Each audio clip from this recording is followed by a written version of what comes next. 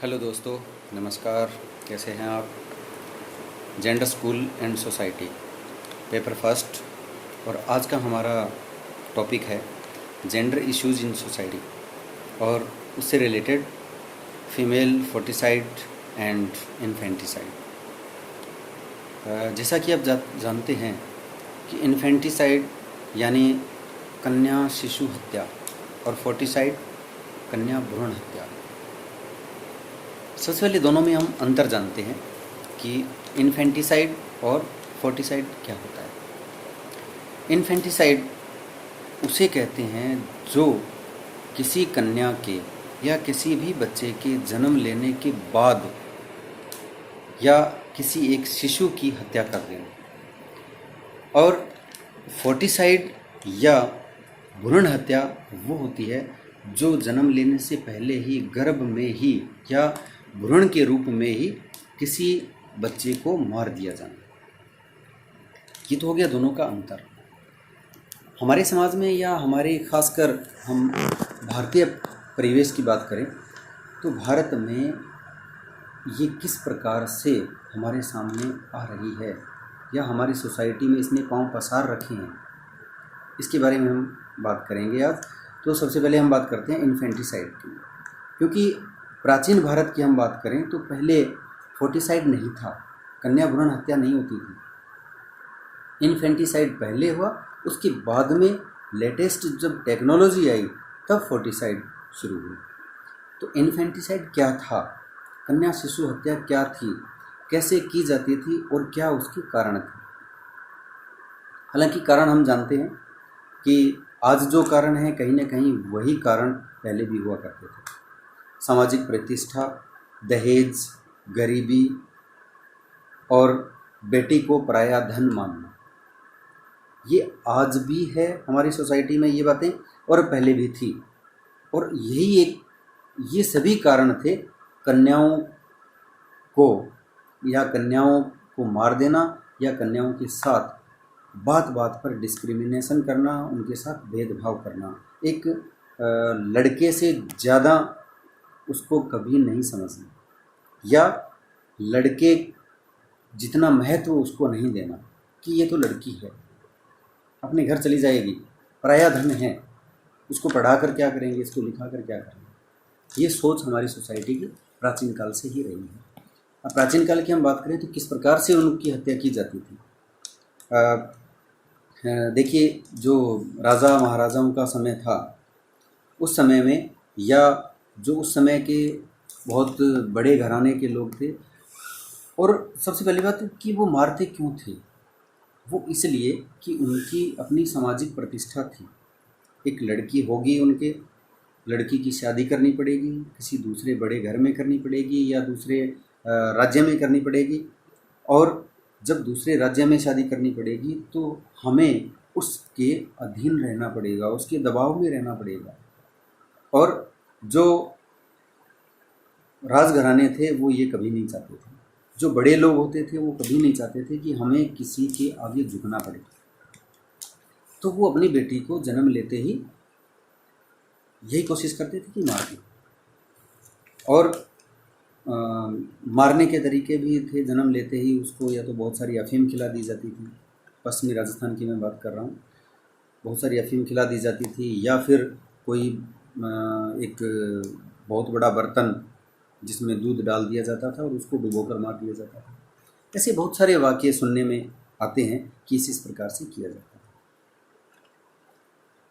और साथ ही साथ सामाजिक प्रतिष्ठा भी एक रहती थी कि लड़की अगर है घर में तो बहुत सारे डर, सामाजिक सुरक्षा उसकी और बहुत सारी चीज़ें उनके लिए होती थी। तो वो इन्फेंटिसाइड होता था प्राचीन काल में, क्योंकि उस समय भ्रूण की जांच की किसी प्रकार की टेक्नोलॉजी उनके पास नहीं थी। जब टेक्नोलॉजी आई तब वही इन्फेंटिसाइड जो है वो फोर्टिसाइड में तब्दील हुआ। हालांकि इन्फेंटिसाइड आज भी है, लेकिन बदले हुए रूप में। बच्चियों के साथ जन्म लेने के बाद भी डिस्क्रिमिनेशन होता है। जैसे आप लोगों ने अखबार में पढ़ा होगा, टीवी में सुना होगा देखा होगा कि एक कन्या को किसी मंदिर के आगे या हॉस्पिटल में जो पालने बने होते हैं वहाँ पर कोई माता पिता छोड़ दे, और या किसी ऐसी संस्था, ऐसे एनजीओ के आगे जो उन बच्चियों की केयर करता है, वहाँ पर जन्म लेते ही माता पिता उसको छोड़ देते हैं। हालांकि उसके भी बहुत कारण होते हैं कि क्योंकि वो उसकी परवरिश करने में सक्षम नहीं होते, उसको पढ़ाने लिखाने में सक्षम नहीं होते, सही प्रकार से वो परवरिश कर नहीं पाएंगे, इसलिए वो उनको वहाँ पर छोड़ देते हैं। तो वो भी हत्या न होकर एक प्रकार से उस बच्चे की न होते हुए भी हत्या होती है, क्योंकि उसका कोई कसूर नहीं होता, उसकी कोई वो नहीं होता कि वो इस संसार में आए, ये उसकी गलती है। खैर, इस रूप में इन्फेंटिसाइड आजकल होता है, एक प्रकार से हत्या होती है उनकी, लेकिन उनको जिंदा रखते हैं, उनको छोड़ दिया जाता है। तो ये डिस्क्रिमिनेशन बच्चियों के साथ होता है। अब हम बात करें इन्फेंटिसाइड, इन्फेंटिसाइड के बाद फोर्टिसाइड की, या कन्या भ्रूण हत्या, फीमेल फोर्टिसाइड, कन्या भ्रूण हत्या। तो जैसे हमारे बीच या हमारे वैज्ञानिकों ने जो तकनीक अपनाई कि गर्भ में ही जो भ्रूण है उसका हम पता लगाएं, हालांकि ये तकनीक इसलिए तैयार हुई कि गर्भ में पल रहे बच्चे को किसी प्रकार की डिजीज़ हो, किसी प्रकार की बीमारी हो, तो उसका हम पता लगा सकें, या वो सही प्रकार से ग्रोथ कर पा रहा है या नहीं, या सारे उसके अंग सही हैं या नहीं, इसके लिए था। लेकिन उसका दुरुपयोग हुआ और लोगों ने कि लड़का है या लड़की, इसकी जांच के लिए इसका उपयोग किया, जो कि एक बहुत बड़ी, ये कह सकते हैं कि विडंबना हमारे समाज की रही है या हमारे सोसाइटी की रही है। और उसी विडंबना के चलते जैसे ही पता चलता है कि गर्भ में पल रहा जो शिशु वो कन्या है, तो उसको गर्भ में ही मार दिया जाता है, और उसके भी वही कारण जो पहले थे।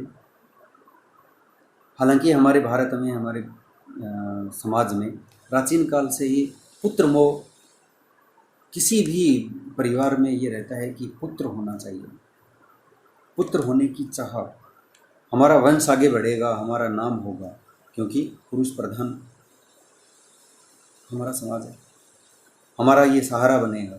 पुत्री का क्या है, पराया धन है, शादी करेंगे अपने घर चली जाएगी, हमारा सहारा कौन बनेगा, इसलिए पुत्र होना चाहिए। और पुत्र होना चाहिए, लेकिन बच्चे अधिक नहीं होने चाहिए, और इसी के चलते टेक्नोलॉजी का यूज किया, और जैसे ही पता चला कि गर्भ में पल रहा बच्चा लड़की है तो उसको मार दिया जाता है। दोबारा से जैसे ही गर्भ में पल रहा बच्चा और फिर दोबारा वो लड़की होती है तो फिर मार दिया जाता है। जब तक पुत्र न हो तब तक हमारी बच्चियों को गर्भ में ही एक भ्रूण के रूप में मार दिया जाता है। इसके अलावा और भी कारण आज के समय में, एक हमारा जो सोशल इशू है दहेज। एक बेटी को एक माता पिता पढ़ाएंगे, लिखाएंगे, बड़ा करेंगे, और उसके बाद जब उसकी शादी करेंगे तो बहुत सारा दहेज उनको देना पड़ेगा। तो वो बहुत बड़ी विडंबना हमारे समाज की है। इसके साथ साथ सामाजिक सुरक्षा, सोशल सिक्योरिटी भी आजकल बहुत मुश्किल हो गई है। आए दिन हम निर्भया जैसे जो कांड हैं, उन कांडों से माता पिता के तन में एक सिहरन सी उठती है कि कहीं हमारे साथ, हमारी बच्ची के साथ ऐसा न हो जाए। तो वो भी एक कारण है कि लड़की पैदा ही ना हो, जिससे कि ये दिन हमें देखना पड़े। तो बहुत सारे ऐसे कारण हैं जिसके चलते इन्फेंटिसाइड और फोर्टिसाइड होता है, और ये एक प्रकार से महिलाओं के साथ या बच्चियों के साथ डिस्क्रिमिनेशन है, और सोसाइटी में ये नहीं होना चाहिए। और ये कहें कि हमारी समाज के लिए ये बहुत ही ये कह सकते हैं कि इनबैलेंस करने वाला ये मामला समाज का है। क्योंकि अगर बेटियां नहीं होगी तो बहुएं भी नहीं होंगी, समाज इनबैलेंस हो जाएगा। तो सामाजिक सुरक्षा भी ज़रूरी है, लेकिन सामाजिक संतुलन भी ज़रूरी है। तो ये चीज़ें, ये बातें हमारे जैसे युवा, आप लोगों जैसे युवा जब जानेंगे, उन पर मंत्रणा करेंगे, उनको बहुत अच्छे तरीके से सोचेंगे, समझेंगे और सामाजिक संतुलन बनाए रखने का प्रयास करेंगे, तब जाकर ये जो फीमेल के साथ या ये जेंडर इश्यूज़ हैं, ये दूर किए जा सकते हैं। आप लोगों की जिम्मेवारी, क्योंकि आप टीचर बनने जा रहे हो, आप लोगों की जिम्मेवारी और अधिक बनती है, क्योंकि आप समाज के मार्गदर्शक बनने जा रहे हो। सबसे पहले तो इस बात को अपने जहन में रखें, अपने अंदर रखें, अपने भावनाओं में इसको लेके आएँ कि हमें दोनों को बराबर समझना है, और साथ ही साथ सोसाइटी में, समाज के लोगों में जागरूकता फैलानी है कि वो इस प्रकार का कार्य नहीं करें। बेटा और बेटी में आज किसी प्रकार का अंतर नहीं है। हालांकि सरकार बहुत सारे प्रयास कर रही है, बेटियों के लिए बहुत सारी स्कॉलरशिप हैं, फेलोशिप हैं, एजुकेशन उनको फ्री दी जा रही है, हायर एजुकेशन तक उनको फ्री दी जा रही है, बहुत सारी सुविधाएं बेटियों के लिए हैं। गरीब परिवारों के लिए बेटियों की शादियों तक का पैसा सरकार देती है, बहुत सारी योजनाएं हैं। लेकिन फिर भी कन्या भ्रूण हत्या अभी तक रुकी नहीं है। बहुत बड़ा मुद्दा हमारी सोसाइटी का है, और इस मुद्दे को, इस समस्या को, इस प्रॉब्लम को हल करने में, इस इशू को मिटाने में, सोसाइटी के इस कलंक को धोने में आप लोगों की भागीदारी बहुत अधिक बढ़ जाती है, क्योंकि आप टीचर बनने जा रहे हो, सोसाइटी के मार्गदर्शक हो, लोगों को समझा सकते हो, उनको एजुकेशन दे सकते हो, और उनको ये बात बता सकते हो कि आज के समय में बेटा और बेटी में किसी प्रकार का अंतर नहीं है। तो अब ये जिम्मेवारी आपकी बनती है कि आप किस तरह से लोगों को समझाएं, सोसाइटी के लोगों को अवेयर करें, और कन्या भ्रूण हत्या और कन्या शिशु हत्या जैसी जो भेदभावपूर्ण, ये कहें कि भेदभाव जैसी हमारे समाज की ये जो इश्यूज़ हैं, हमारे समाज के ये जो मुद्दे हैं, इनको आप किस प्रकार से दूर करते हैं, ये आप पर रहा।